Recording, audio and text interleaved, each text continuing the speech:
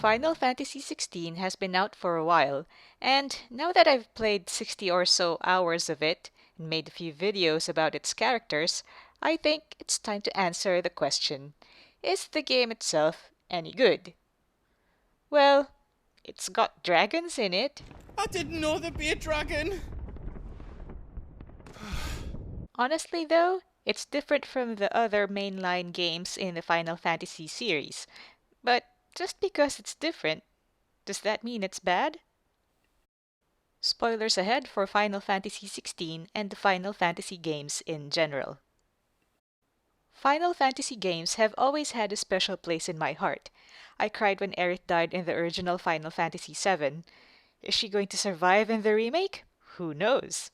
I rage quit Final Fantasy VI on the original PlayStation because I didn't figure out that the Phantom Train was undead, and game walkthroughs were not commonplace back then. I had a change of heart recently and bought it on Steam, and I'm playing it again.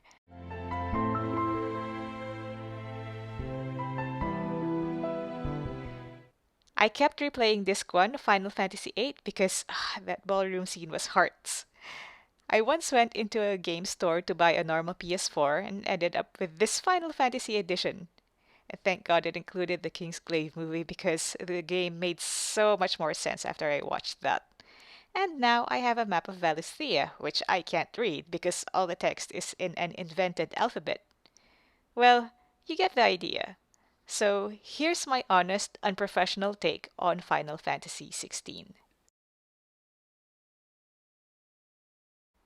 Unlike most of the mainline Final Fantasy games, FF16 is not open world, but it's open world-ish. There's still a lot of areas to explore though, and I think that's a good change because large open worlds can be overwhelming and frankly exhausting. Another major difference is that you only control the main character Clive and to a degree Torgal, his canine companion. All other characters in your party are AI powered. No turn-based combat here either, it's all real time. The combat resembles that of games like Devil May Cry or Bayonetta. Properly timed button presses allow you to execute fancy combos for additional damage. Overall, it has a very arcadey feel to it, which, to me, who was used to the turn-based systems of long ago, was a bit jarring, but I got used to it eventually. By the way, there's a combat tutorial mode in-game, so you can practice all the new abilities that you've gained throughout your gameplay.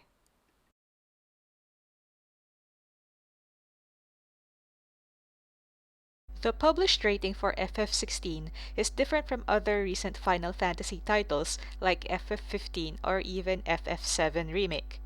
Even the back of the box says it's dark. And trust me, it's dark. It goes places. Topics such as free will versus collective consciousness, slavery, eugenics, choosing to kill or be killed. There's a lot to take in. Sure, there's some comic relief thanks to Gav and Uncle Byron, plus general banter between the characters and NPCs. Clive, we have a problem. Only one. That would be a first. It would. Actually, there are three. But overall, this game is not for the faint of heart. And did I mention that there's partial nudity? That's right, people, nudity in a Final Fantasy game. And you thought that Yuna wearing hot pants in FFX2 was scandalous. Having said all of that, the story itself, I think, is very well written. The plot is tight despite being complex, and the quests really push the action forward and help develop the story. Unlike most RPGs, there's not a million side quests in Final Fantasy XVI, but the few that are on offer do help deepen the lore of Valisthea and the characters' backstories.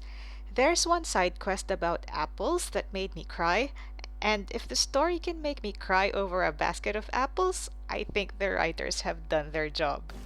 Isn't that wonderful? I'd say it's about time we planted you some siblings, don't you think? My one complaint would be that the quests are mostly fetch quests, and while some of them play out differently depending on your choices, the majority have the same outcome no matter what you choose. so replayability is not as interesting.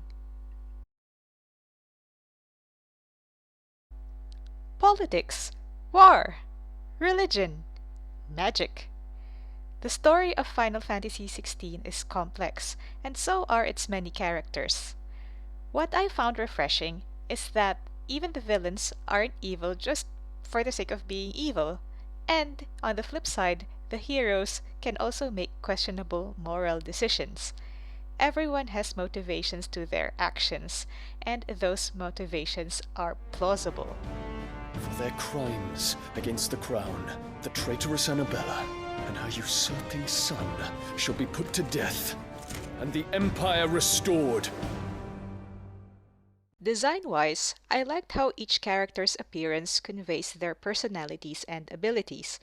Clive's costume changes reflect his transition from dutiful prince to an outlaw with a mission.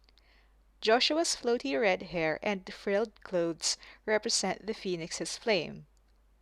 Jill's silvery hair and blue and white layered clothing channels Shiva's element of ice. Sid's practical clothing and slightly older appearance are appropriate for the wise Ramu and his sharp lightning bolts.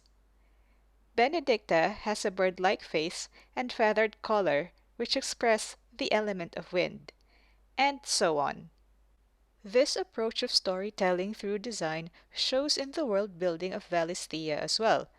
Each country has its own insignia, architecture, salutes, and belief systems, resulting in a rich, varied world.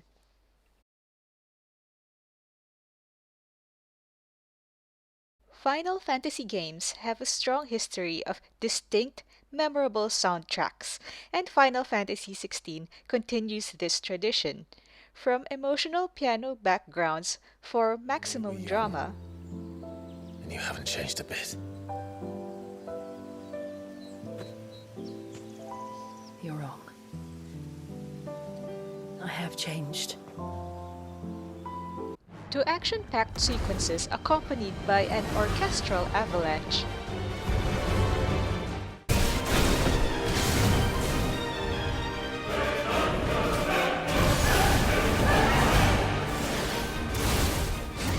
Final Fantasy XVI's music is what I believe young people would, in this year at least, call slapping.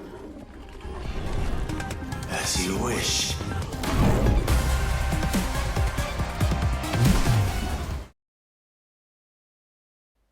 Naoki Yoshida, the producer of Final Fantasy XVI, is reported as having said that their team wanted to make a complete game, giving players their money's worth.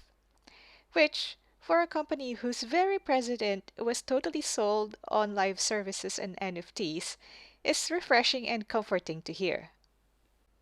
In a gaming landscape which is rife with games releasing in buggy states, where the hero's full story is hidden until the DLC, where players can't move two steps forward in their game without being offered loot boxes and microtransactions, Yoshida-san's team has succeeded in releasing a game which is glitch-free, doesn't ask the player to pay real money for better gear, and has a rich, satisfying story. This Final Fantasy is definitely different from the others, but it's a good kind of different, and you should definitely give it a try.